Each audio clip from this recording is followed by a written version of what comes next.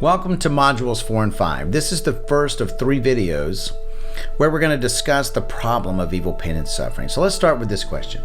Have you ever found yourself crying out to God and saying, "Why me?" That phrase is a question that unites us all. Regardless of who you are or where you've come from, pain is the common ground on which all humanity stands. It's universal, and it's something that we all know too well. Every living person is actually in the process of pain management. But the real question we often face is, why must it be this way? In other words, why do we face so much suffering? Why doesn't God just step in and help? Why doesn't He heal the sick, prevent violence, or stop us from losing the ones we love? You know, when tragedy strikes, do we find comfort and answers, or do we just find more questions? We ask why, not out of curiosity, but out of desperation. Now, for centuries, deep questions like these have challenged both faith and reason, and some questions are unique to particular beliefs, but others resonate universally, touching the very core of what it means to be human. And the problem of evil and pain and suffering is one of those universal questions. It's not just something that we think about, it's something that we live.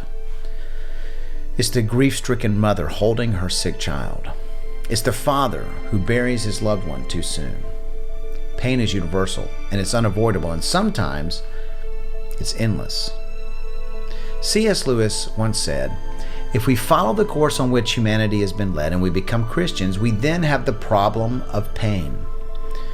Later in his life, C.S. Lewis himself really faced the struggle all too closely. In his book titled A Grief Observed, he wrote about the raw grief of losing his wife, and he challenged even his own previously held beliefs.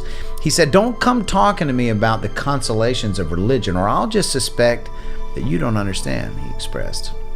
Grief for him in that moment wasn't just a feeling, it was everywhere. He said of his wife that her absence was like the sky after she died. It was spread over everything. And then he said, but no, that's not quite accurate. There's actually one place where her absence comes locally home to me, and it's the place that I can't avoid. I mean my own body, he said. So how do we reconcile this? You know, the problem of pain and evil and suffering is grounded on the fact that there are a number of related and essential beliefs about God that appear to be incompatible with the evil that we encounter in this world. See, the God of the Bible is described as all-powerful, all good, and all-knowing. Yet evil still exists. How can this be?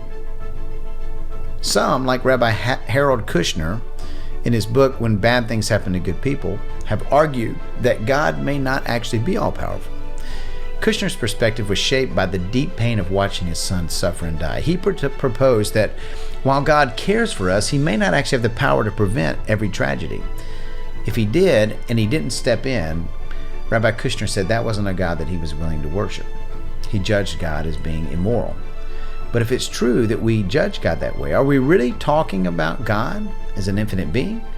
And what is the standard that we're using to judge God's morality?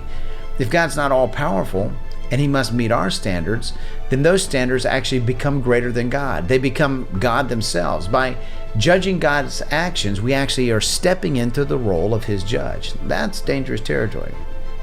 And Kushner actually suggested that accepting God's limits could help us forgive Him. Imagine that.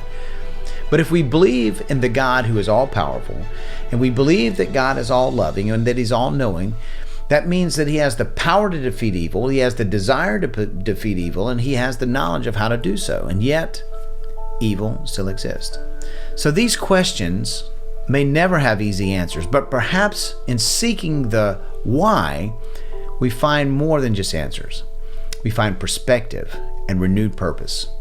Could it be that our struggle with these questions isn't meant to distance us from our faith, but to draw us closer by it? What if the journey with these questions, not just the answers we find, is what shapes our faith? It was once said that God had one son on earth without sin, but never one without suffering. Think about that. We may not have all the answers, but we're not alone. We walk this journey of seeking and questioning and understanding together. And as we do so, we know that Christ walks with us, so that we can find on our journey something that will strengthen us in our faith and deepen our connection with one another and with our God.